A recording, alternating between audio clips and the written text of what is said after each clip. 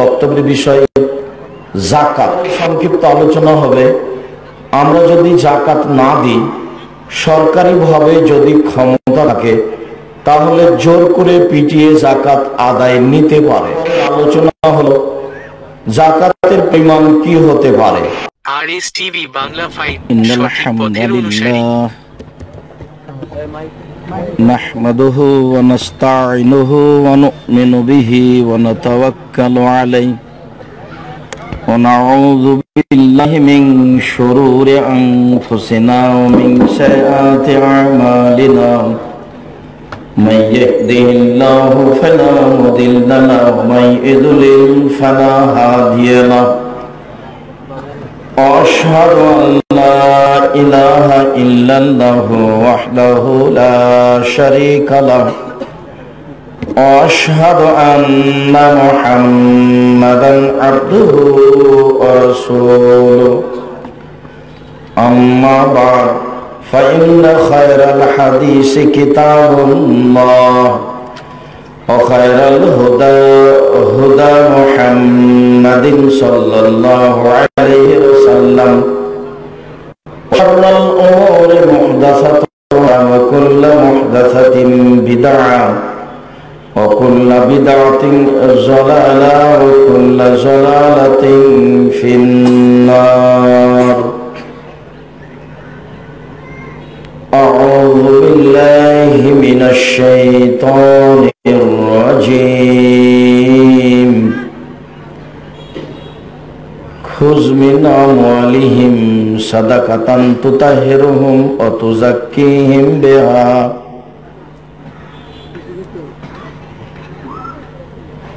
عن أبي هريرة رضي الله تعالى عنه قال قال رسول الله صلى الله عليه وسلم بني الإسلام على خمس شهادة أن لا إله إلا الله وأن محمد رسول الله وإقام الصلاة وإيتاء الزكاة وصوم رمضان والحج إلى آخر الحديث رواه البخاري ومسلم.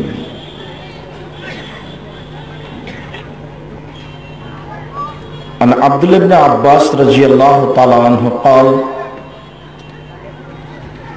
بعث رسول الله صلى الله عليه وسلم معاذا إلى اليمن فقال إنك تأتي قوما أهل كتاب فادعوهم إلى شهادة أن لا إله إلا الله وأن محمد رسول الله فإنهم أطاعوا لذلك فعلموا أن الله قد فرض عليهم صدقة تؤخذ من أغنيهم ترد على فقرائهم إلى آخر الحديث رواه البخاري ومسلم. সম্মানিত উপস্থিতি, প্রশংসা আল্লাহর জন্য, শান্তি অবতীর্ণ হোক আল্লাহ রাসূলের উপর সাল্লাল্লাহু আলাইহি ওয়াসাল্লাম। আজ জুমার খুতবায় সংক্ষিপ্ত সময়ে বক্তব্যের বিষয় যাকাত। যাকাত সম্পর্কে আপনাদের সামনে আমরা এক গুরুত্বপূর্ণ সংক্ষিপ্ত তথ্যবহুল বিবরণের চেষ্টা করব ইনশাআল্লাহুল আজিজ। যাকাতের আলোচনা করতে গিয়ে আমাদের প্রারম্ভের আলোচনা হবে যাকাত দিতেই হবে। তারপরে সংক্ষিপ্ত আলোচনা হবে আমরা যদি যাকাত না দিই, সরকারিভাবে যদি ক্ষমতা থাকে, তাহলে জোর করে পিটিয়ে যাকাত আদায় নিতে পারে। নিজেও দিলাম না, সরকারিভাবে জোর করেও নিল না, তখন কি হবে? তারপরে আলোচনা হলো যাকাতের পরিমাণ কি হতে পারে। আমরা এই চারটি বিষয়কে সামনে রেখে যাকাতের উপরে গুরুত্বপূর্ণ আলোচনা পেশ করব ইনশাআল্লাহ। যাকাত শব্দের আবিধানিক অর্থ হচ্ছে পবিত্র করা, বৃদ্ধি করা। শরীয়তের পরিভাষায় যাকাতের মালিক তার সম্পদের যাকাত বের করে হকদারের কাছে পৌঁছিয়ে দিবেন, পৌঁছিয়ে দেওয়া, তাকে বলে শরীয়তের পরিভাষায় যাকাত। পরিভাষায় যা বুঝলাম তাতে মালিককে হকদারের কাছে যাকাত পৌঁছে দিতে হবে। এ ব্যাপারে আল্লাহ তাআলা বলেন আকিমুস সালাত ওয়া আতুজ যাকাত, পৃথিবীর মানুষ তোমরা সালাত আদায় করো, যাকাত প্রদান করো।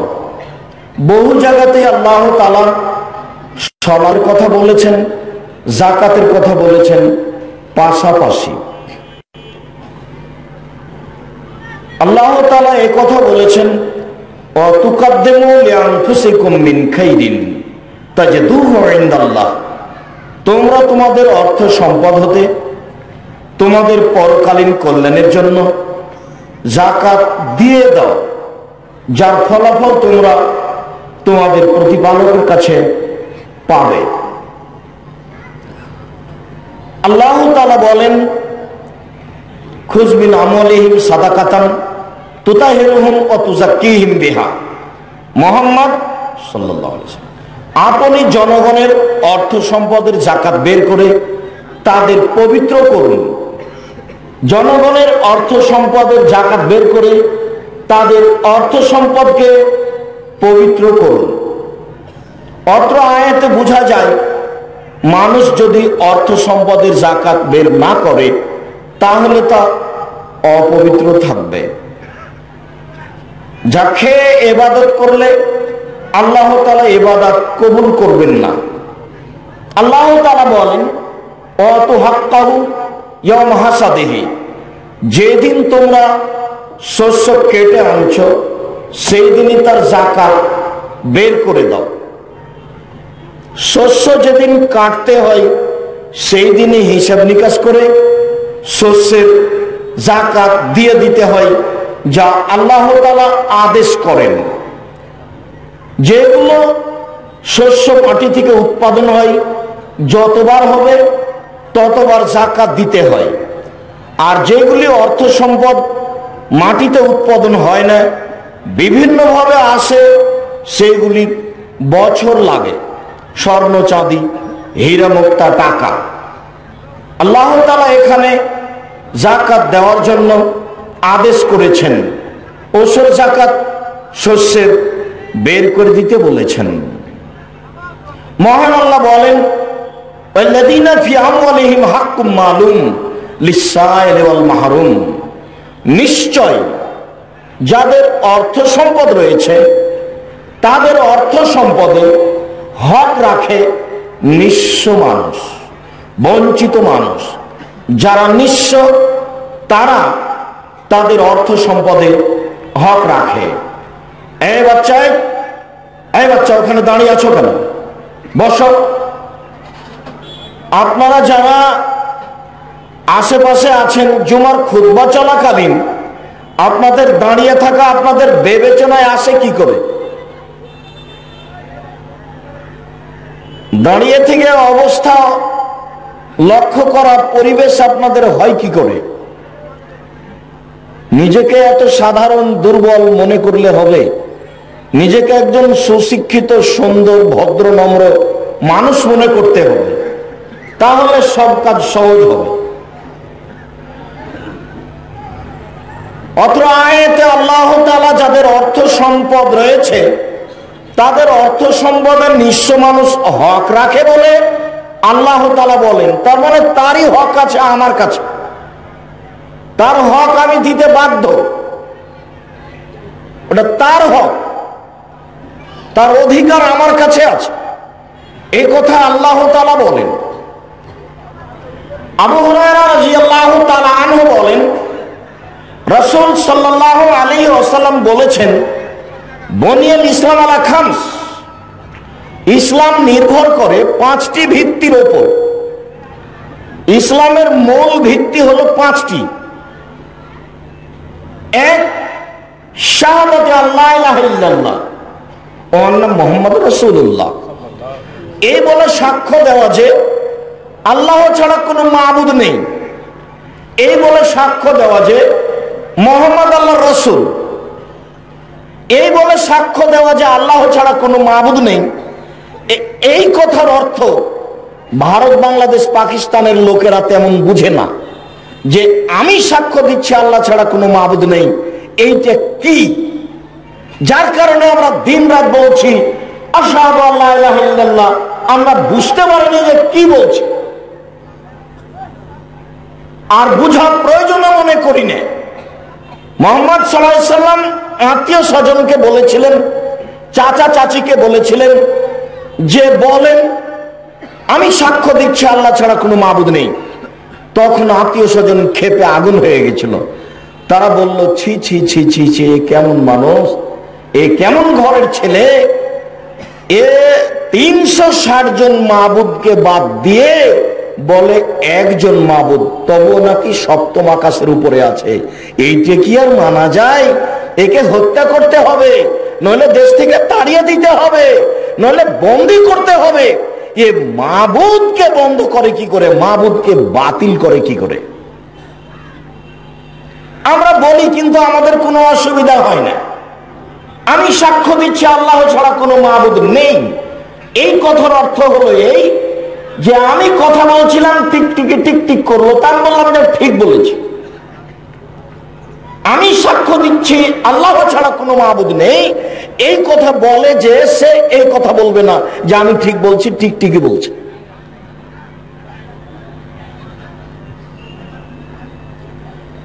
আমি সাক্ষ্য দিচ্ছি আল্লাহ ছাড়া কোনো মাবুদ নেই, এই কথার অর্থ হলো এই যে স্বামী মারা গেলে হাতে হাতে নাকুল, কানের দুল এগুলো খুলে দিতে হবে, এইটা বলবে না। ছি ছি ছি, কি কথা, এটা তো হিন্দুদের কাজ। স্বামী মারা গেছে 4 মাস 10 দিন সাজসজ্জা গ্রহণ করবে না, বিবাহের প্রস্তাব দেবে না, নতুন পোশাক পরবে না, যা ছিল তাই থাকবে, কিন্তু নাকের ফুল ফুল খুলে দিতে হবে, গয়না খুলে দিতে হবে, এটা তো হিন্দুদের কাজ, এটা তো শিরক হয়ে গেল। আমি সাক্ষ্য দিচ্ছি আল্লাহ ছাড়া কোনো মাবুদ নেই, এই কথার অর্থ হলো শিরক করা যাবে না। আমি সাক্ষ্য দিচ্ছি মুহাম্মদ আল্লাহ রাসূল, এই কথার অর্থ হলো বিদআত করা যাবে না। তাসবিহ দানায় তাসবিহ গণনা করা যাবে না, আঙ্গুলে গণনা করতে হবে। এর অর্থ হলো এই যে আমি সাক্ষ্য দিচ্ছি মুহাম্মদ আল্লাহ রাসূল। এইরকম তো আমরা বুঝি না, যার কারণে আমাদের শিরক বেদাত করতে কোনো সমস্যা হয় না। শিরক বেদাত যে পাপ, এটা আমরা বুঝতে পারি না। দুনিয়াতে দুইটা পাপ আছে যা মানুষের ধারণায় নেকির কাজ, যা মহাপাপ। তার একটি হচ্ছে শিরক আর একটি হচ্ছে বিদআত। দুটাই মানুষ ভালো ধারণাই করে। গাড়িতে রাজশাহী থেকে ছুটলো, যখন বিড়ালদহের মাজারের কাছে গেছে তখন ড্রাইভার কন্ট্রাক্টরকে বলছে 10টা টাকা দিয়ে দাও মাজারে। তার ভিতরে কাজ করছে যে 10 টাকা মাজারে দিলে গাড়িতে অ্যাক্সিডেন্ট হবে না। ন্যাশনাল গাড়িটা রাজশাহী থেকে ছুটছে, সূর্য ডুবার সাথে সাথে আলো দিয়ে দিল। আমি বললাম, হ্যাঁ বেটা, এখন আলো দিচ্ছ কেন? কিছুক্ষণ পরে দিতে হবে, এখন কেন? তার মানে মালিক বলে দিয়েছে যে হিন্দুদের কাজ সূর্য ডুবার সাথে সাথে বাড়িতে আলো দিতে হবে। ও সূর্য ডুবার সাথে সাথে বাড়িতে আলো দাও, গাড়িতে আলো দাও, এইটা শিরক। আমি সাক্ষ্য দিচ্ছি আল্লাহ ছাড়া কোনো মাবুদ নাই। যারা এটা বুঝে তারা এটা করবে না। বলছি যে শাহ মখদুম রহমতুল্লাহের পবিত্র ভূমি থেকে গাড়ি ছুটলো। কারো পবিত্র ভূমি না, কার পবিত্র ভূমি? আল্লাহ। কয়েকদিন বলেছি, কোনো পরিবর্তন নেই যে তার পবিত্র ভূমি থেকে গাড়ি ছুটে কি করে রাজশাহী শহর থেকে গাড়ি ছুটছে, এই কথা বলতে হবে। আর যদি ভূমি বলতে হয় তাহলে রাজশাহী আল্লাহর পবিত্র ভূমি থেকে গাড়ি ছুটছে, এই কথা বলতে হবে। আমি সাক্ষ্য দিচ্ছি আল্লাহ ছাড়া কোনো মাবুদ নেই, এই কথার অর্থ হলো এই যে কোন প্রকার শিরক করা যাবে না। আমি সাক্ষ্য দিচ্ছি মুহাম্মদ আল্লাহ রাসূল, এই কথার অর্থ হলো এই কোন প্রকার বেদাত করা যাবে না। যেহেতু বুঝি না, কাজেই শিরক বেদাত করতে কোনো সমস্যাও হয় না। তিনি বলেন, ও ইকামিস সালাত, 5টি ভিত্তির দ্বিতীয় হচ্ছে সালাত আদায় করা, তৃতীয় হচ্ছে ও ইতাই যাকাত, যাকাত দেওয়া, যাকাত দিতেই হবে। চতুর্থ শমে রমজান, রমজান মাসের সিয়াম পালন করতে হবে। পঞ্চম 5 সম্ভব হলে হজ করতে হবে। এই 5টি ভিত্তি হচ্ছে ইসলামের। উমর রাদিয়াল্লাহু তাআলা আনহু বলেন,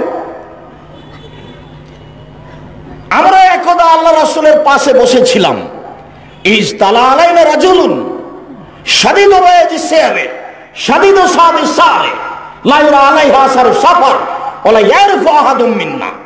ওমর রাদিয়াল্লাহু তাআলা আনহু বলেন, আমরা একদা আল্লাহ রাসূলের পাশে বসেছিলাম, হঠাৎ একটা লোক আমাদের সামনে এসে উপস্থিত হলো।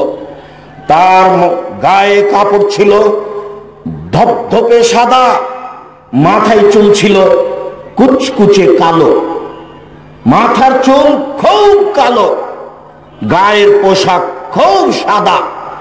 লা ইউরা আলাইহা আসারু সাফার, তাকে বিদেশি বলে মনে হয় না। দূর থেকে টাঙ্গাইল থেকে নোয়াখালী থেকে এসেছে, পটুয়াখালী থেকে এসেছে, এটা মনে হয় না। কেন? জামা কাপড় খুব ঠিক ঠিক আছে, ভাঁজ হয়নি, ধুলোবালি লাগেনি। ওলা ইয়ারফু আহাদুম মিন্না। আর ডাঙ্গি পাড়ার হলে চিনতেও পারবো, আমরা চিনতেও পারি না। হয় দূরের হতে হবে, তাহলে মুসাফির মনে হবে। আর এলাকার হলে আমরা চিনতে পারবো, চিনতেও পারি না, মুসাফিরও মনে হয় না। কেমন হয়ে গেল যে হঠাৎ একটা লোক ধপধপে সাদা পোশাক পরে, কুচকুচে কালো, মাথার চুল, এইভাবে এসে আমাদের সামনে চলে আসলো। ফাজালাসা ইলান নবী সাল্লাল্লাহু আলাইহি সাল্লাম, দেখলাম তিনি রাসূলের পাশে গিয়ে বসলেন। ফাসনাদ রুকবাতাইহি ইলা রুকবাতাইহি, তিনি তার দুই হাঁটুকে রাসূলের হাঁটুর সাথে লাগিয়ে বসলেন। ফাওয়াজা কাফাইহি আলা ফাখিজাইহি, তিনি তার দুই হাতকে রাসূলের উরু রানের উপরে রেখে দিলেন। রেখে দিয়ে বলছেন, মুহাম্মদ আখবিরিনি আনিল ইসলাম, ইসলাম কাকে বলে বলেন। আল্লাহর নবী জিজ্ঞাসা করলেন না আপনি কে, কোথা থেকে এসেছেন, এরকম কিছু বললেন না। তিনি বলতে লাগলেন, ইসলাম হচ্ছে এই বলে সাক্ষ্য দেওয়া যে আল্লাহ ছাড়া কোনো মাবুদ নাই, এই বলে সাক্ষ্য দেওয়া যে মুহাম্মদ আল্লাহ রাসূল।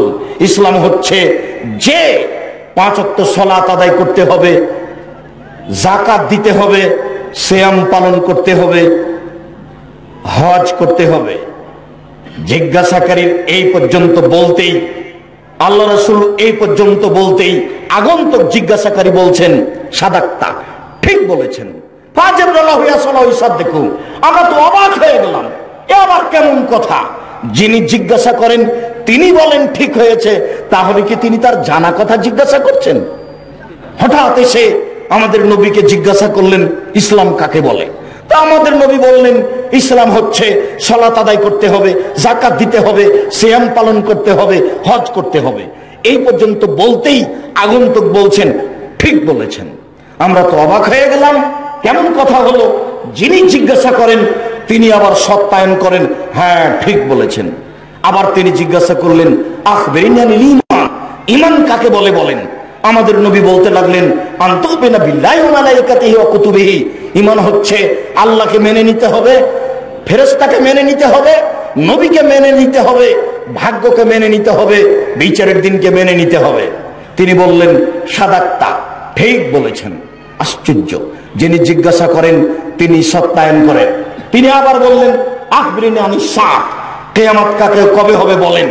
তখন আল্লাহ নবী বলছেন, মাল মাসউলুনা বিআলামিনা সাইল, প্রশ্নকারীর চেয়ে প্রশ্নকৃত বেশি জানে না। আপনি যেমন জানেন না আমি তেমন জানি না, আপনি যেমন জানেন না আমি তেমন জানি না। তাহলে বোঝা যাচ্ছে আমাদের নবী বুঝতে পেরেছেন ইনি কে। যদিও উমর বুঝতে পারেননি, আবু বকর সিদ্দিক রাদিয়াল্লাহু তাআলা বুঝতে পারেননি যে ইনি কে। আশ্চর্য, সাদা ধবধবে পোশাক, মাথার চুল কুচকুচে কালো, বিদেশি বলে মনে হয় না, এলাকার হলে চিনতে পারতাম, চিনতেও পারি না। ধারাবাহিক ভাবে জিজ্ঞাসা করতে থাকলো। জিজ্ঞাসার এক পর্যায়ে বলছে, কিয়ামত কবে হবে? আমাদের নবী বললেন, আপনি যেমন জানেন না আমিও তেমন জানি না।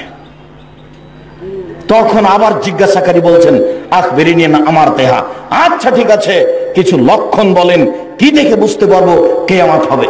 তখন তিনি বলছেন, আনতালা আলামাতু রাব্বাতাহা ওয়া তারাল হুফাতাল ওরাতাল আলা তারিয়াশায়ে, হ্যাঁ, মানুষ যখন, বাঁধি যখন, দাসী যখন মালিককে জন্ম দিবে তখন কিয়ামত হবে। দাসী মালিককে জন্ম দিবে, ই আবার কেমন কথা?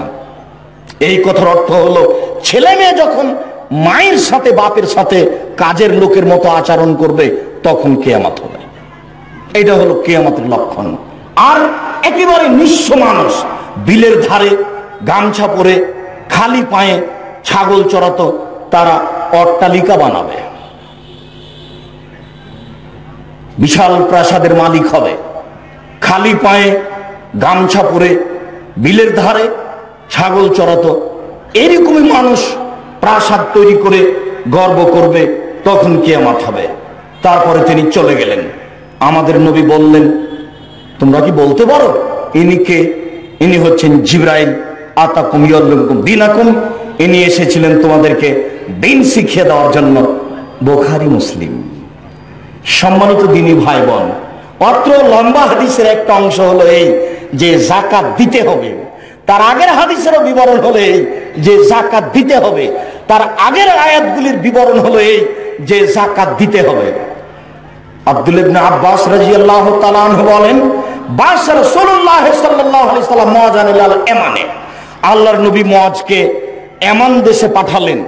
পাঠানোর সময় বলছেন, মুআজ আন্নাকা তাতি আহলা কিতাবিন, আন্নাকা তাতি কওমান আহলা কিতাবিন, তুমি যাচ্ছ এক সম্প্রদায়ের নিকটে যারা হচ্ছে আহলে কিতাব, যারা ইহুদি, যারা খ্রিস্টান, তাদের কাছে তুমি যাচ্ছ। শোনো, ফাদুম ইলা শাহাদাতি লা ইলাহা ইল্লাল্লাহ, তুমি তাদেরকে প্রথমে বলবে যে তোমাদেরকে সাক্ষ্য দিতে হবে এই বলে যে আল্লাহ ছাড়া কোনো মাবুদ নেই, সাক্ষ্য দিতে হবে এই বলে যে মুহাম্মদ আল্লাহর রাসূল।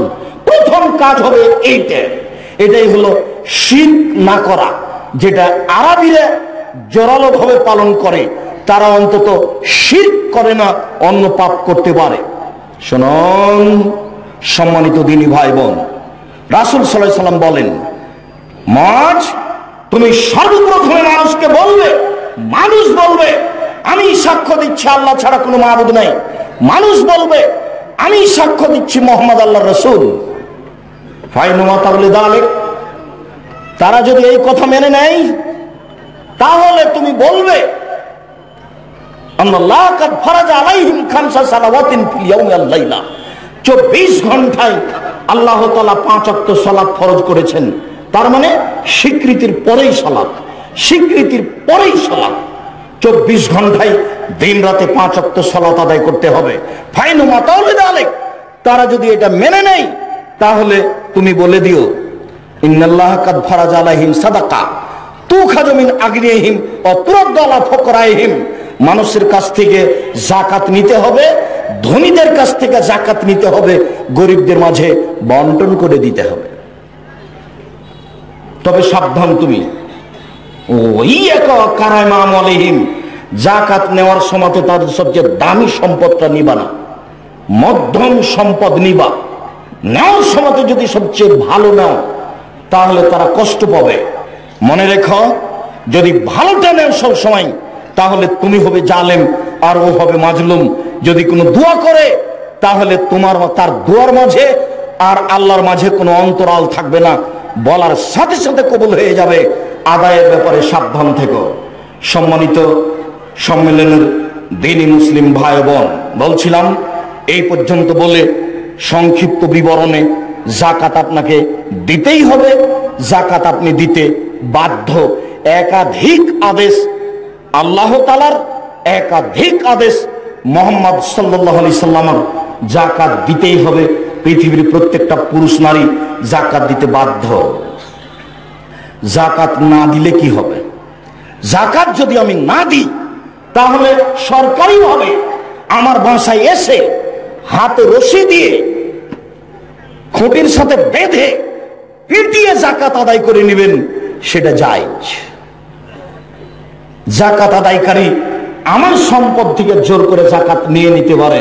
প্রমাণ আবু হুরায়রা রাদিয়াল্লাহু তাআলা আনহু বলেন, লাম্মা তুফিয়া রাসূলুল্লাহ সাল্লাল্লাহু আলাইহি সাল্লাম, যখন আল্লাহর নবী দুনিয়া থেকে বিদায় নিলেন, উস্তুখলিফা আবু বকরিন বাদাহু, তারপরে আবু বকরকে খলিফা নির্বাচন করা হলো।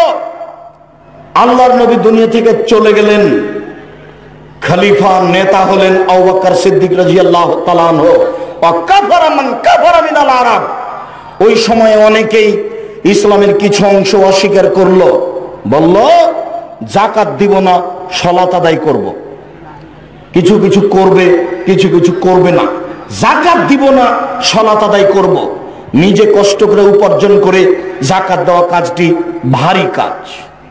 কালা উমর রাদিয়াল্লাহু তাআলা আনহু আবু বকর সিদ্দিক, উমর রাদিয়াল্লাহু তাআলা আনহু আবু বকর সিদ্দিককে বললেন, কাইফা তুকাতিলুন নাস, আজকে মানুষের সাথে কেমনে যুদ্ধ করবেন, আজকে মানুষের সাথে কি করে জিহাদ করবেন? আল্লাহর নবী বলেছেন উমিরতানু কাতিলান নাস হাত্তা ইয়াকুলু লা ইলাহা ইল্লাল্লাহ। আমাকে বলা হয়েছে, আল্লাহর নবী বলেন আমাকে বলা হয়েছে আমি মানুষকে লা ইলাহা ইল্লাল্লাহ বলতে বাধ্য করব, প্রয়োজনে পিটিয়ে। তবে মান কালা লা ইলাহা ইল্লাল্লাহ, যে ব্যক্তি লা ইলাহা ইল্লাল্লাহ বলে দিয়েছে, ফাকাদ আসামা মিন্নি দেমাহু মালাহু, তখন তার রক্ত নিরাপদে, তখন তার সম্পদ নিরাপদে। যখন লা ইলাহা ইল্লাল্লাহ বলে দিয়েছে তখন তার সম্পদ নিরাপদে, তার রক্ত নিরাপদে, তখন তার সম্পদ নিরাপদে, তার রক্ত নিরাপদে। আজকে যে এরা লা ইলাহা ইল্লাল্লাহ বলেছে কিন্তু যাকাত দিবে না, যে এখন কি করবেন? এখন আপনি কি করবেন? তারা তো এখন লা ইলাহা ইল্লাল্লাহ বলেছে, তাদের বিরুদ্ধে জিহাদ করা যাবে না, পিটিয়ে যাকাত আদায় করা যাবে না। এখন কি হবে? তখন আবু বকর সিদ্দিক রাদিয়াল্লাহু তাআলা আনহু বলেন, আনতা জাব্বার ফিল মুশরিক খাওয়ার ফিল ইসলাম। বলেন কি আপনি? ওমর, যেদিন আপনি মুশরিক ছিলেন সেদিন আপনি বীর পুরুষ ছিলেন, আজকে মুসলমান হয়েছেন কাপুরুষ হয়েছেন। উমরের মতো মানুষকে তিনি কাপুরুষ বলে উল্লেখ করেন। বলেন কি আপনি? যেদিন আপনি মুশরিক ছিলেন সেদিন বীর পুরুষ ছিলেন, আজকে আপনি মুসলমান হয়েছেন কাপুরুষ হয়েছেন। ওয়াল্লাহি, আমি আবু বকর সিদ্দিক বলছি আল্লাহর কসম, আমি আবু বকর সিদ্দিক বলছি আল্লাহর কসম, আমি আবু বকর সিদ্দিক বলছি আল্লাহর কসম, লাউ কাতিলু মান ফাররাকা বাইনা সালাতি ওয়াজ যাকাতে, আমি যুদ্ধ চালিয়ে যাব, যারা সালাত আদায় করবে যাকাত দেবে না তাদের সাথে মরবো না হয় মারবো। আমি যুদ্ধ চালিয়ে যাব, যারা সালাত আদায় করবে যাকাত দিবে না পিটিয়ে যাকাত আদায় করবো, মরবো না হয় মারবো। আল্লাহর কসম, আল্লাহর কসম, আল্লাহর কসম, আমি পিটিয়ে যাকাত আদায় করব। শোনো ওমর, শুনে রেখো, লাউ মানাউনি আনা কান কানু ইয়াদুনা রাসূলুল্লাহ সাল্লাল্লাহু আলাইহি সাল্লাম লা কাতালতু ওয়ালা মানিহা।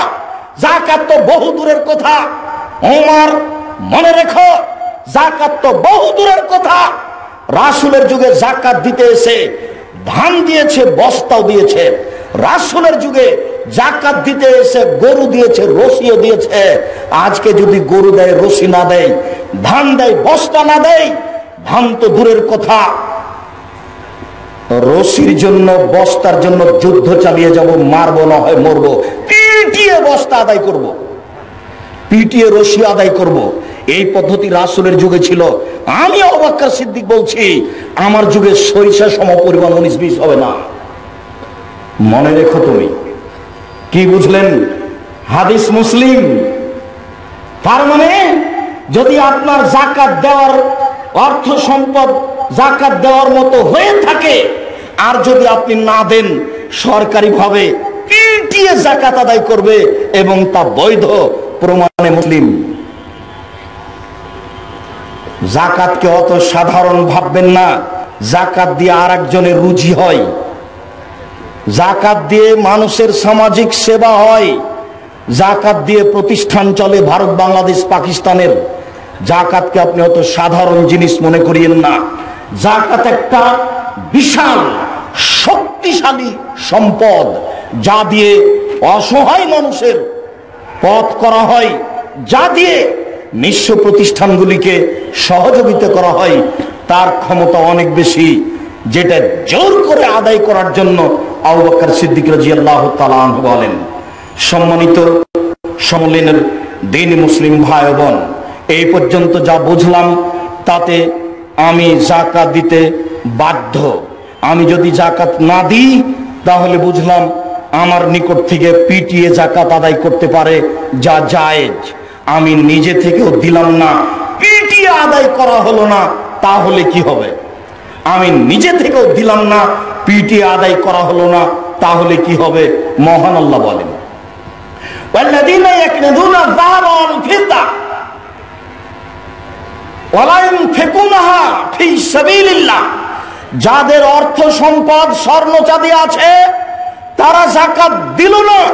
যাদের অর্থ সম্পদ স্বর্ণ চাঁদি আছে, জড় বস্তু আছে, স্বর্ণ চাঁদি, যাকাত দিল না, ফাবাশশিরহুম, মুহাম্মদ সাল্লাল্লাহু আলাইহি সাল্লাম আপনি তাদেরকে বলে দেন, তাদের সামনে ঘোষণা দিয়ে দেন, ইয়াওমা ইউহমা আলাইহা ফি নারি জাহান্নামা ফাতুকুয়া বিহা জিবাহুম ওয়া জুনুবুহুম ওয়া জুহরুহুম, তাদের অর্থ সম্পদ স্বর্ণ চাঁদিকে লাঠি তৈরি করে জাহান্নামের আগুনে গরম করে তাদের কপালে, তাদের পার্শ্বদেশে, তাদের পিঠে দাগ দেওয়া হবে, আর বলা হবে হাজা মা কানাজতুম লিআনফুসিকুম, এই সেই সম্পদ যেটা নিজের জন্য সঞ্চয় করে রেখেছিলে, ফাযুকু মা কুনতুম তাকনিজুন, একটু স্বাদ গ্রহণ করো না, কেমন লাগে?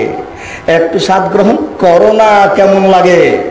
সেই দিন অর্থ সম্পদকে লাঠি তৈরি করে জাহান্নামের আগুনে গরম করে কপালে, পার্শ্বদেশে, পিঠে দাগ দেওয়া হবে। শুধু দাগ দিলেই তো চলে, তো ফেরেশতারা এভাবে ব্যঙ্গ করবেন কেন? কেমন লাগে? একটু স্বাদ গ্রহণ করো না, কেমন লাগে? এইটা হলো অপমান করার জন্য। নিজের সঞ্চিত সম্পদ নিজের ভুলের কারণে কি জিনিসটা একটু ভালো করে বুঝো। জড় বস্তু তা যদি হয় শস্য, জড় বস্তু তা যদি হয় শস্য, আবু হুরায়রা রাদিয়াল্লাহু তাআলা আনহু বলেন, রাসূল সাল্লাল্লাহু আলাইহি ওয়াসাল্লাম বলেছেন, মান আতাহুল্লাহু মালান ফালাম ইউদ্দি যাকাতাহু মুসসালাহু মালু ইয়াউমাল কিয়ামা, যাকে অর্থ সম্পদ দেওয়া হয়েছে সে যদি তার অর্থ সম্পদের যাকাত না দেয়, শস্য তাকে দেওয়া হয়েছে, সে যদি তার শস্যের যাকাত না দেয়, তাহলে বিচারের মাঠে এই অর্থ সম্পদ শস্যকে বিষাক্ত সাপ তৈরি করা হবে। রাসূল সাল্লাল্লাহু আলাইহি ওয়াসাল্লাম বলছেন, সোজা আকরা, বিষাক্ত সাপ, বিষের কারণে তার মাথায় টাক পড়ে থাকবে, লোম থাকবে না, এত বিষাক্ত সাপ। ঋতবকহু, এই বিষাক্ত সাপ তার গলায় জড়িয়ে দেওয়া হবে। সময় একুলো, এই বিষাক্ত সাপ বলবে, আনা মালক আনা কানজক, আমি হচ্ছি তোমার সেই সম্পদ যেটা সঞ্চয় করে রাখা হয়েছে, যাকাত দেওয়া হয়নি। আমি তোমার সঞ্চিত সম্পদ, যেই সম্পদের যাকাত দেওয়া হয়নি সেটাই আমি। ছবল মারলেই তো হয়, আবার সাপে বলবে কেন আমি সেই সম্পদ? এইটা হচ্ছে আপনাকে অপমান করার জন্য। ওইখানে ফেরেশতা যেমন বলবেন, এইখানে সাপ তেমন বলবে, অপমান করার জন্য।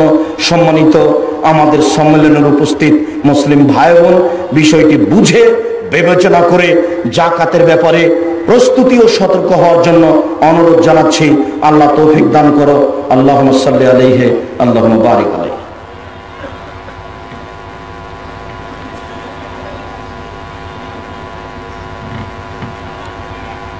আলহামদুলিল্লাহ ওয়াহদা ওয়াসসালাতু ওয়াসসালামু আলা মান লা নাবিয়্যা বা'দা।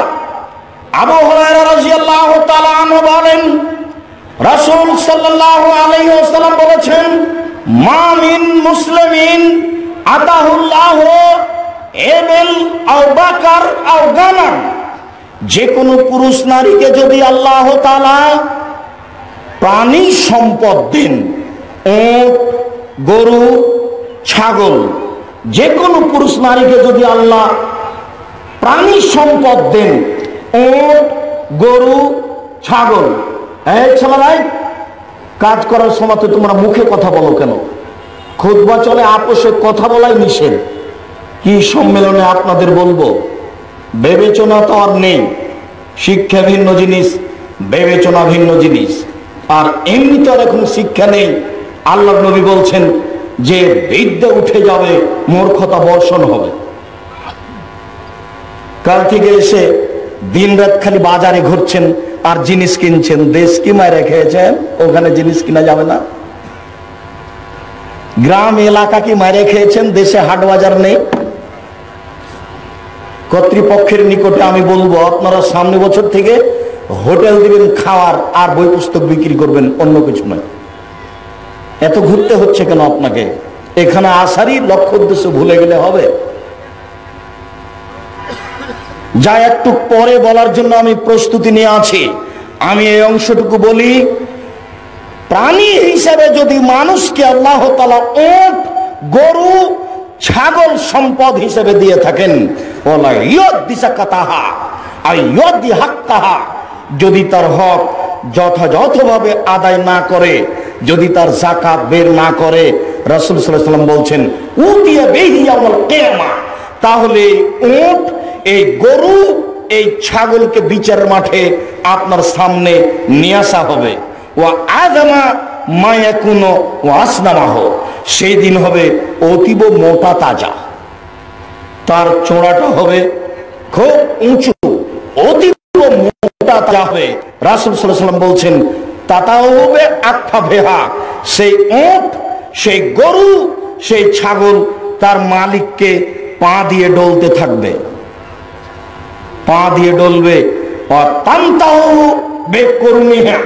আর সিং দিয়ে তাকে গুতাতে থাকবে। এই কথা মুহাম্মদ সাল্লাল্লাহু আলাইহি সাল্লাম বলেন। আজ থেকে নিয়ে 1450 বছর পূর্বে তিনি এই কথা বলেছেন, যা হাদিসে পড়ে আছে। কে বলবে? কেসা কাহিনী দিয়েই তো চলে। এটাই একমাত্র সম্মেলন জাতির সামনে পেশ করতে চাচ্ছি, যেখানে কোনো দলীয় সংকীর্ণতা থাকবে না, যেখানে কোনো কেসা কাহিনী থাকবে না। দেশের বিশিষ্ট আলেম ওলামা যারা, তারা জাতির সামনে বিষয় ভিত্তিক আলোচনা পেশ করবে, যা একমাত্র হবে পরকালের উদ্দেশ্যে আকীদা আদর্শকে সংশোধন করা। যা কাল থেকে দেখতে পাচ্ছেন, আগামীকাল ফজর আজান পর্যন্ত দেখতে পাবেন ইনশাআল্লাহ। যা প্রতি মাসে, প্রতি বছরই আপনাদের সামনে নিঃস্বার্থপর ভাবে কোরআন এবং সহিহ হাদিসের আলোচনা পেশ করার জন্য আপনাদের সামনে প্রাণপণে চেষ্টা করব। হাদিস তো 1400 বছর থেকে হাদিস গ্রন্থে পড়ে আছে। মানুষ যে বলে না, আল্লাহর নবী বলছেন ওই গরু, ওই ছাগল, ওই উট লোকটাকে পা দিয়ে এভাবে ডলতে থাকবে, কথা এখনো শেষ হয়নি। শিং দিয়ে তাকে গুতাতে থাকবে। তারপরে তিনি বলছেন কুল্লামা কুল্লামা জাযাত উখরাহা রুদ্দাত আলাইহি উলাহা, যখন আগের দলটা পা দিয়ে ডলে গুতা মেরে পার হয়ে যাবে, তখন শেষেরটা আবার আসবে। আবার শেষেরটা যখন পার হয়ে যাবে, আগেরটা আবার আসবে। এইভাবে হতেই থাকবে ইলা ইয়াউমিল কিয়ামা, বিচারের দিন পর্যন্ত। হাত্তা ইউযা বাইনান নাস, মানুষের মাঝে বিচার হওয়া পর্যন্ত। মনে রাখবেন গুরুত্বপূর্ণ কথাটি, মানুষের মাঝে বিচার হওয়া পর্যন্ত, মানে জালেমের বিচার হবে পরে, আর যারা যাকাত দিবে না তাদের বিচার হবে পরে। একদিন সমান 50,000 বছর। জানি না আপনার বিচার কতদিন পরে হবে। যারা মানুষের অর্থ সম্পদ জোর করে দখল করেছে, যারা মানুষের জমি জায়গা জোর করে দখল করেছে, যারা মানুষকে জোর করে জেল হাজতে দিয়েছে, যারা মানুষকে জোর করে অর্থ সম্পদ থেকে নিঃস্ব করে দিয়েছে, এইসব জালেমের বিচার হবে পরে। যারা যাকাত দেবে না তাদের বিচার হবে পরে। মানুষের যখন বিচার হয়ে যাবে, সালাত আদায় করেনি, আপনার হজ করেনি, সিয়াম পালন করেনি, জেনা চুরি করেছে, এইসব বিচার যখন শেষ হয়ে যাবে, তখন এই দুই শ্রেণীর মানুষের বিচার হবে। যারা যাকাত দেয়নি তারাও হকদারের প্রতি জুলুম করেছে, কেননা যাকাত তো আপনার নয়, যাকাত হচ্ছে নিঃস্ব মানুষের। তাই তো আপনাকে বলি যে আপনি যাকাতের টাকা দিয়ে শাড়ি কিনে বিতরণ করে দেখাচ্ছেন যে আমি দানশীল। যাকাতের টাকা তো আপনার নয়, ফকিরের টাকা দিয়ে আপনি নিজেকে দানশীল দেখাচ্ছেন কেন? ফকিরের টাকা দিয়ে কাপড় কিনে, আর লেখা আছে যে দোকানের উপরে যে যাকাতের কাপড় পাওয়া যায়। আশ্চর্য! যাকাতের টাকার মালিক তো তিনি নন, ফকিরের টাকা দিয়ে নিজেকে দেখাচ্ছে বিত্তশালী। টাকা নিজের যেটা সেটা দান করেন, সেটা দিয়ে কাপড় চোপড় কিনে মানুষের সামনে দেন। যাকাতের টাকা দিয়ে কাপড় কিনে মানুষকে দিচ্ছেন কেন? এ কোন হিসাব? ও তো ফকিরের টাকা, ওটা তো আপনার নয়। আল্লাহ তাআলা বলছেন ইন্নামা সাদাকাতু লিল ফুকারা ওয়াল মাসাকিন, যাকাত দিতে হবে প্রথমেই ফকির আর মিসকিন। ফকিরকে যে হাত পেতে চেয়ে বেড়ায় দরজায় দরজায়, সে হলো ফকির। মিসকিনকে যে চাইতেও পারে না, দিনও চলে না, সে পাশে প্রতিবেশী, তার সাথে আবার আছে ঝগড়া, কেমনে দিবেন? ছেলেটা বলছে ঢাকা থেকে, আম্মা আমাদের পাশে যে একটা আমার চাচি ছিল না, তাকে একটা কাপড় দেন তো, টাকা দিয়ে পাঠাচ্ছি। তখন মায়ের বলছে, ছি ছি ছি ছি, করেছিস কি? আরে ও তো তোকে দিন রাত বদনাম করে। মা তাকে দিতে হবে, ও মিসকিন, ও বাড়ির পাশে আছে, তার সংসারও চলে না, চাইতেও পারে না, তাই তো সে মিসকিন। ফকির কে? যে হাত পেতে দরজায় দরজায় চেয়ে বেড়াই, সে হলো ফকির। আল্লাহ তাআলা বলছেন ফকিরকে দিতে হবে, তারপরে মিসকিনকে দিতে হবে, তারপর অমুসলিমকে মুসলমান করার উদ্দেশ্যে দিতে হবে, তারপরে ফি সাবিলিল্লাহ আল্লাহর পথে ব্যয় করতে হবে। সম্মানিত সম্মেলনের দিনী ভাই বোন, আবু হুরায়রা রাদিয়াল্লাহু তাআলা আনহু বলেন, রাসূল সাল্লাল্লাহু আলাইহি সাল্লাম বলেছেন, ইয়াকুনু ইয়াউমাল কিয়ামা কানজু আহাদিকুম সুজাকরা, বিচারের মাঠে তোমাদের সঞ্চিত সম্পদ হবে বিষাক্ত সাপ। বিচারের মাঠে তোমাদের সঞ্চিত সম্পদ হবে বিষাক্ত সাপ। ইয়াফিরু মিনহু সাহিবুহু, যখনই বিচারের মাঠে আপনি উপস্থিত হবেন, তখন সাপ দেখে আপনি পালাতে থাকবেন, বুদ্ধি হারিয়ে যাবে।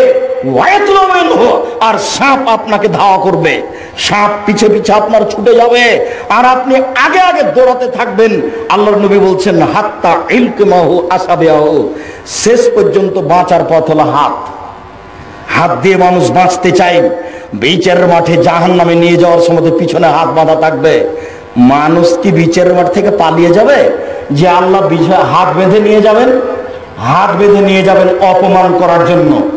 এক, দুই, জাহান্নামে পড়ার সময় তো হাত দিয়ে বাঁচানোর চেষ্টা করবে। রিক্সা যখন এসে গায়ে লাগে, তখন চক্রে হাত দিয়ে বাঁচানোর চেষ্টা করে নিজেকে। বাস এসে যদি গায়ে লাগে, তার আগে হাত ব্যবহার করে, বাঁচতে পারুক আর না পারুক। যখন সাপ তাকে ধাওয়া করবে, দৌড়াতে দৌড়াতে শেষ যখন আর দৌড়াতে পারবে না, তখন পাল্টা নিজেকে বাঁচাতে চাইবে হাত দিয়ে, পুরো দুটি হাত তার মুখের মধ্যে ঢুকে যাবে। এই কথা মুহাম্মদ সাল্লাল্লাহু আলাইহি সাল্লাম বলেন। সম্মানিত দ্বীনি মুসলিম ভাই বোন, আমরা আলোচনার এই পর্যায়ে আপনার সামনে পেশ করতে চাইলাম যে যারা যাকাত দিল না তাদের কি হবে, সাবধান। গমা সাপ বাসায় থাকতে পারে, থাকলে দংশন করবে, এ কথা ঠিক নয়। গোখরা সাপ বাসায় থাকতে পারে, থাকলে দংশন করবে, তবে এই কথা ঠিক নয়। দংশন করেও যদি একজন মারা যাবে, বাড়ির সবাই মারা যাবে না। আর যদি ওসর জাকাত না বের করেন, তাহলে যত আহাল পরিবার ছেলে মেয়ে খাচ্ছে সবাই মারা যাবে, কেউ বাঁচবে না। রাসূল সাল্লাল্লাহু আলাইহি ওয়াসাল্লাম বলেন যে লায়াদখুলুল জান্নাতা গুযিয়া বিল হারাম, যার শরীর হারাম উপায়ে বড় হয় সে জান্নাতে যাবে না। কুল্লু লাহমিন নাবাতা মিনাস সুহতে কানাতিন নার আউলা বিহি, যে শরীর হারাম উপায়ে বাড়ে সে তার জন্য জাহান্নামী যথেষ্ট। যে শরীর হারাম উপায়ে বাড়ে তার জন্য জাহান্নামী যথেষ্ট। যখন আপনি ওসর জাকাত বের করবেন না, তখন অর্থ সম্পদ আপনার অপবিত্র থাকবে। শুনুন, যদি ওসর জাকাত কেউ নেওয়ার না থাকে, তা বাড়ির আবর্জনা ঝাড়ু দিয়ে যেখানে ফেলে আসেন, ধান সেখানে ফেলে দিবেন, টাকা উপর থেকে জানলা দিয়ে নিচে ফেলে দিবেন। গমা সাপ বাড়িতে থাক, গোখরা সাপ বাড়িতে থাক, কিন্তু ওসর জাকাত যেন না থাকে। বাড়িতে থেকে যদি গোখরা সাপ দংশন করে, একজনকে করবে, একজন মারা যাবে, সারা পরিবার মারা যাবে না। আর যদি অর্থ সম্পদের ওসর জাকাত বের না করেন, তাহলে সারা পরিবার মারা যাবে। আপনাকে আমি কি দিয়ে বুঝাই? গোখরা সাপ জাকাত ওসরের চেয়ে অনেক অনেক অনেক গুণে ভালো, যদিও গোখরা সাপের দংশন করাই হচ্ছে মরণ। এই পর্যায়ে শেষের দিকে এসে জরুরি ভাবে বলি, 5টি উট হলে 1টি ছাগল জাকাত দিতে হয়। 25টি উট হলে 1টি উটের বাচ্চা জাকাত দিতে হয়। 30টি গরু হলে 1টি গরু জাকাত দিতে হয়। 40টি ছাগল হলে 1টি ছাগল জাকাত দিতে হয়। 18-29 কেজি শস্য হলে 20 ভাগের 1 ভাগ শস্য ওসর দিতে হয়। 80 ওজনে, আগেকার ওজনে 15-20 মণ 20 মণ হলে 1 মণ ধান শস্য ওসর দিতে হয়। 18 মণ 30 কেজি শস্য হলে 20 ভাগের 1 ভাগ শস্য ওসর দিতে হয়। 18 মণ 30 কেজি শস্য হলে 20 ভাগের 1 ভাগ শস্য ওসর দিতে হয়। কলার জাকাত লাগবে না, তরি তরকারি সবজি আলুর জাকাত লাগবে না, বেগুনের জাকাত লাগবে না। যার জাকাত লাগে না সেইখানে দান করে ঘাটতিটা পূরণের জন্য রাসূল সাল্লাল্লাহু আলাইহি ওয়াসাল্লাম বলেছেন, রাজশাহী চাঁপাইনবাবগঞ্জের আম ফলের জাকাত লাগবে না, এইটাও স্থায়ী ফল নয়, এই আম ফলের জাকাত লাগবে না। এই কোটি কোটি টাকার সম্পদ হচ্ছে, জাকাত লাগবে না মানে? জি, জাকাত লাগবে না, এই কথাই ঠিক। খেজুরের জাকাত দিতে হবে, আঙ্গুরের জাকাত দিতে হবে, এই কথা মুহাম্মদ সাল্লাল্লাহু আলাইহি সাল্লাম বলেন।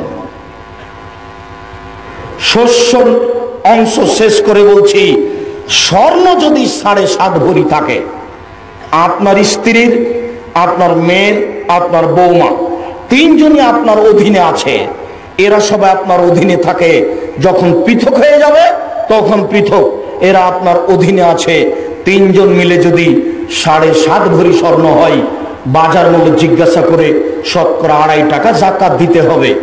বাজার মূল্য জিজ্ঞাসা করে, বিক্রি মূল্য জিজ্ঞাসা করে শতকরা 2.5 টাকা জাকাত দিতে হবে। রূপা 52.5 তোলা, 200 দিরহাম রূপা থাকলে 52.5 তোলা রূপা হলে বাজার মূল্য জিজ্ঞাসা করে শতকরা 2.5 টাকা জাকাত দিতে হবে। রূপা 52.5 তোলা রূপা যদি হয়, বাজার মূল্য জিজ্ঞাসা করে শতকরা 2.5 টাকা জাকাত দিতে হবে। রূপাও নেই, স্বর্ণ নেই, আছে নগদ টাকা, যেগুলি কর্জ দেওয়া আছে, পাওয়া যাবে সহজেই। যেগুলি দোকানে ডিপিএস, দোকান বরাদ্দ দেওয়া আছে, যে কোনো সময়ে পাওয়া যাবে।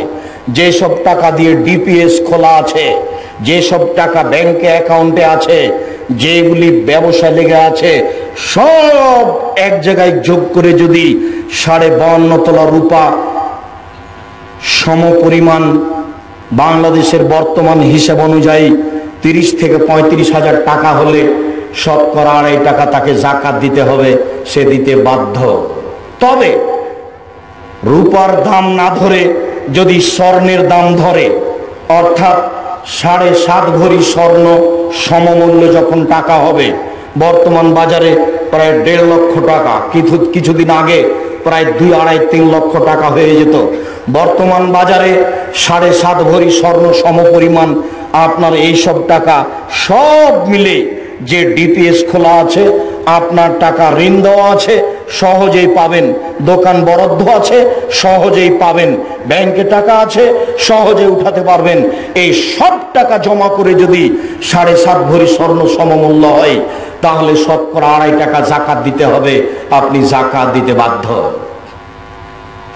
সম্মানিত দিনী ভাই বোন, আমরা জাকাতের উপরে এক সংক্ষিপ্ত গুরুত্বপূর্ণ কথা বলার পরে আপনাদের সাথে আজকের জুমার খুতবায় জরুরি কথা। প্রথম অনুরোধ, আপনাদের নিকটে জোরালোভাবে অনুরোধ জানাচ্ছি, নিজেকে ভদ্র, নম্র, শিক্ষিত, সুন্দর মানুষ মনে করো তো অপ্রয়োজনীয়ভাবে রাস্তাঘাটে ঘুরবেন না, দোকানপাটে বসে আড্ডা পিটবেন না। আমরা এসেছি আপনাদের জন্য, আপনারা এসেছেন আমাদের জন্য, উভয়ের মাঝে দিনই আলোচনা হবে, এটাই উদ্দেশ্য। Doctor Muslehuddin, doctor Abu Bakar Zakaria, doctor Manzur Elahi, doctor Lokman, doctor Imam Hussain, doctor Muzaffar bin Mohtin, doctor Imam Uddin বিন আব্দুল বাসির, মৌলানা আকরামুজ্জামান বিন আব্দুল সালাম, মৌলানা কাজী ইব্রাহিম, মৌলানা আব্দুল নূর মাদানী, আমরাও খাকসার আপনাদের সাথে আছি। এতগুলো মানুষ এখানে উপস্থিত হচ্ছেন, তারা গুরুত্বপূর্ণ কথা বলছেন। ডক্টর জাকারিয়া কালকে ব্যবসা নিয়ে কত গুরুত্বপূর্ণ কথা বললেন, আর আমি রাস্তা দিয়ে হাঁটলাম, তাতে দেখলাম যে 3 ভাগের 2 ভাগ মানুষ রাস্তায় আছে। তাহলে কি নিজেকে মানুষ মনে করছেন না নাকি? ব্যাপারটা কি? বোঝে না ওরা, অন্তর আছে বুঝে না, দেখে না ওরা, চক্ষু আছে দেখে না, শোনেও শোনে না, ওরা কান আছে শোনে না। উলায়েকা কাল আনাম, তারা পশু প্রাণীর মতো, তারা গরু ছাগলের মতো, তারা কুকুর শ্রীগালের মতো, বালহাজাল বলেন তার চেয়ে খারাপ। এই কথা আল্লাহ বলছেন মানুষকে। বুঝেও বুঝে না, তাই তো পশু, মানুষ তো বুঝে। আমার খুব ভালোভাবে মনে আছে, আমার আব্বা যখন জমি চাষ করে গরু ছেড়ে দিতেন, তখন আমরা গরু নিয়ে মাঠে থাকতাম। গরুগুলো যখন ধানের ক্ষেতের দিকে যেত, তখন বলতাম এই থেমে গেছে, একটু পরে আবার যাচ্ছে। কেন? বুঝেও বুঝেনি, তাই তো গরু। আপনি তো মানুষ, বুঝলেন, তারপরেও কেন এমন? আমার বহুদিনের অভিজ্ঞতা, থেমে গেছে। আমরা সবাই 5 জন এক জায়গাতে আছি, খেলার মধ্যে ব্যস্ত, তো যখন জোর করে চিৎকার করেছি তখন গরুটা থেমে গেছে। কিছুক্ষণ পরে আবার যাচ্ছে। কেন? বুঝেও বুঝেনি, তাই তো গরু। আল্লাহ আমাদেরকে বলছেন না গরু, আমাদেরকে বলছেন এরা গরুর মতো। তার মানে আমরা চেষ্টা করলে বুঝবো। অনুরোধ রক্ষা করুন, অপ্রয়োজনীয় ভাবে রাস্তায় ছড়িয়ে পড়বেন না। এত বড় বড় আলেম ওলামা, দেশের শীর্ষস্থানীয় আলেম, যারা সেরা স্কলারশিপ, তারা আপনাদের সামনে কথা বলেন। তাদের পিছনে কত ব্যয় আছে, কত শ্রম আছে, কত যোগাযোগ আছে, সেটা না হয় ছাড়লামই। আব্দুর রাজ্জাক সাহেব, আপনাকেও তো যোগাযোগ করতে আমরা খুব কষ্ট পাই, তা আপনি না একবার করলেনই। হ্যাঁ, তা হোক, যোগাযোগ করতে কষ্ট হয়, এ কথাই ঠিক, ব্যয়বহুল খরচ আছে। কিন্তু অনুরোধ করছিলাম আপনাদেরকে যে আপনারা একটু নিজের সময়কে মূল্যায়ন করবেন। সময়টুকু এসেছেন কিছু জানার জন্য, বুঝার জন্য, সময়টুকু কুরবান দেন। রাস্তাঘাটে কেন? তারপরের জরুরি কথাটি হচ্ছে এই, দেখেন, জিনিসপাতি আজকেই যদি কিনবেন, তো বাড়ি ঘরে গিয়ে কি কিনবেন? বাজার তার মেরে খাননি, পাশেও তো একটা বাজার আছে। আল্লাহ রসুল বলছেন পৃথিবী ধ্বংসের লক্ষণ হলো তাতাকারাবুল আসওয়াক, বাজার ঘন ঘন হবে। সব গ্রামে বাজার আছে, সব এলাকাতে বাজার আছে, সেইখানে গিয়ে মাদুর কিনুন না কেন, আজকে কেন কিনতে হচ্ছে? আর আজকে যদি মাদুর কিনলেন, তাহলে জামিয়া সালাফিয়া দান করবেন কি? এটা লক্ষ্য উদ্দেশ্য আছে না? এমনি এসেছেন কেন? আমি তো আপনাকে দিন রাত বলি, জি না, আমি আপনাকে দিনী ভাই হিসেবে অন্তর থেকে ভালোবাসি। আমি আপনার সবচেয়ে কাছের মানুষ। জীবনে যত মানুষ আছে আপনার কাছে, তার মধ্যে আমি সবচেয়ে আপনার কাছের মানুষ। জামিয়া সালাফিয়া ডাঙ্গিপাড়া, বাবা রাজশাহী, জামিয়া সালাফিয়া রূপগঞ্জ, রানাগঞ্জ, ঢাকা যখন উপস্থিত হবেন, তখন প্রতিষ্ঠানে 10টা টাকা দিব বলে বের হবেন। আল্লাহে আল্লাহর কসম, আল্লাহে আল্লাহর কসম, আল্লাহে আল্লাহর কসম, আমার বিশ্বাস, বিচারের মাঠে 10টি টাকা বিচারের দিনে আপনাকে জাহান্নাম থেকে বাঁচানোর মাধ্যম হবে। পতিতালয়ের মহিলা যদি কুকুরকে পানি পান করে জান্নাত পেতে পারে, পতিতালয়ের মহিলা যদি কুকুরকে পানি পান করে জান্নাত পেতে পারে, পতিতালয়ের মহিলা যদি কুকুরকে পানি পান করে জান্নাত পেতে পারে, এই জামিয়া সালাফিয়া ডাঙ্গিপাড়া, যেখানে কোনো প্রকার স্বার্থ নেই, একমাত্র আল্লাহকে সন্তুষ্ট করার জন্য এই কাজ করা হচ্ছে। আপনাদের প্রতিষ্ঠানে আমি এক সন্ধ্যা খেলে তার টাকা দিয়ে দিই। আমি এক সন্ধ্যা আপনাদের জামিয়া সালাফিয়া ডাঙ্গিপাড়াতে খেয়েছি, আমি তার টাকা দিইনি, তার প্রমাণ নেই। আমি বলেছি আমি এক সন্ধ্যা খেলে আমি টাকা দিয়ে দেবো, আপনাদের প্রতিষ্ঠানে আমি এক সন্ধ্যা খাবো না। ছেলেরা কত চেষ্টা করে যে একটুখান, কাল থেকে আমার উপরে কত চেষ্টা চালাচ্ছে যে এক সন্ধ্যা খান, না আমি খেলে টাকা দেবো, যেহেতু আমার বাসা বাসে, কাজে আমি তোমাদের এখানে খাবো না। আমি আপনাদের প্রতিষ্ঠানে খাই না, আমার মনে বড় সাহস, আমি সফল হবই হব ইনশাআল্লাহ। 2016 সালের 17ই ফেব্রুয়ারি রোজ বুধবার 4:30-5টার সময়তে এই মাটিতে এখানে বলেছি, আমার হাতে টাকা নাই, এ কথা সত্য, এখানে প্রতিষ্ঠান গড়বে, এ কথা সত্য, ইনশাআল্লাহ গড়বে। গড়বে কিভাবে গড়বে তা আমি জানি না, নিশ্চিত গড়বে, অবধারিত গড়বে, ইনশাআল্লাহ গড়বে। আপনারা তার ফল বাস্তব দেখতে পাচ্ছেন। এদেশের মাটিতে এত বড় বিশাল এরিয়া নিয়ে, এলাকা নিয়ে কোনো প্রতিষ্ঠান হানাফি মাযহাবি আহলে হাদিস কারো নেই। আপনি যদি বলেন যে আব্দুর রাজ্জাক সাহেব আপনি কিভাবে করলেন, আমি নিঃস্ব মানুষ, আমি কচুর পাতার পানি, আমার 5 পয়সা দাম নেই। কালকে তো বলেছি প্রতি মাসে বেতন লাগে 12,15,000। 1 মাসের বেতন যদি আমাকে দিতে বলেন, বাকি জীবন আমি যদি কাজ করি 1 মাসের বেতন দিতে পারবো না। আপনি ব্যবস্থা করবেন, আপনাকে করতে হবে। আপনার 10 টাকার আমার কাছে অনেক দাম আছে। আল্লাহর নবী বলছেন তাবুকের যুদ্ধে যেতে হবে, টাকা দাও। তো উমর বলছেন আমি অর্ধেক দিলাম অর্থ সম্পদের। আবু বকর সিদ্দিক রাদিয়াল্লাহু আনহু বলছেন আপনাকে আর আল্লাহকে বাড়িতে রেখে যা আছে সবই দিলাম, ভ্যান ভাড়াও হবে না, কিন্তু তাতে বরকত হবে। উসমান রাদিয়াল্লাহু আনহু বলছেন যত মানুষ যাবে সমস্ত মানুষের অর্ধেকের যাতায়াত খরচ খাওয়া খরচ আমি দিব। সেদিন মানুষ ছিল 30,000, 15,000 মানুষের তিনি 15,000 উট দিলেন, 3 মাসের যাতায়াত খাওয়া খরচ দিলেন, তার নাম ধনী। কিন্তু আবু বকর সিদ্দিকের টাকা দিয়ে কি হবে? আবু বকর সিদ্দিকের টাকা দিয়ে উসমানের টাকাটা আর শেষ হবে না, খালি বরকত হতেই থাকবে, বরকত হতেই থাকবে। এটা হলো আবু বকর সিদ্দিকের টাকা আর ওইটা হলো উসমানের টাকা। কাজে আপনার 10 টাকার দাম আমার কাছে অনেক অনেক অনেক বেশি, 10 কোটি টাকার সমান। বাংলাদেশে আহলে হাদিসের সবচেয়ে বড় মসজিদ বাইতুল হাম জামে মসজিদ, যেটা আপনার চোখের সামনে। কোন পথ নাই আমাদের করার, আল্লাহর পক্ষ থেকে বিশেষ রহমত। যারা আপনারা এসেছেন আপনারাই এই মসজিদ তৈরি করছেন, কোন বিদেশি 5 টাকা সহযোগিতা নেই। 2013 সালের 24 আগস্ট রোজ মঙ্গলবার আমি বলেছিলাম জামিয়া সালাফের রূপগঞ্জ মহাজীবন ঢাকা কাঁঠাল গাছের নিচে, আমার হাতে টাকা নেই কথা সত্য, এখানে প্রতিষ্ঠান গড়বে এই কথা সত্য, ইনশাল্লাহ গড়বেই গড়বে। মার্চ মাসের 7-8 চলেন ওখানে রূপগঞ্জ নারায়ণগঞ্জে আপনাকে দেখাই প্রতিষ্ঠান।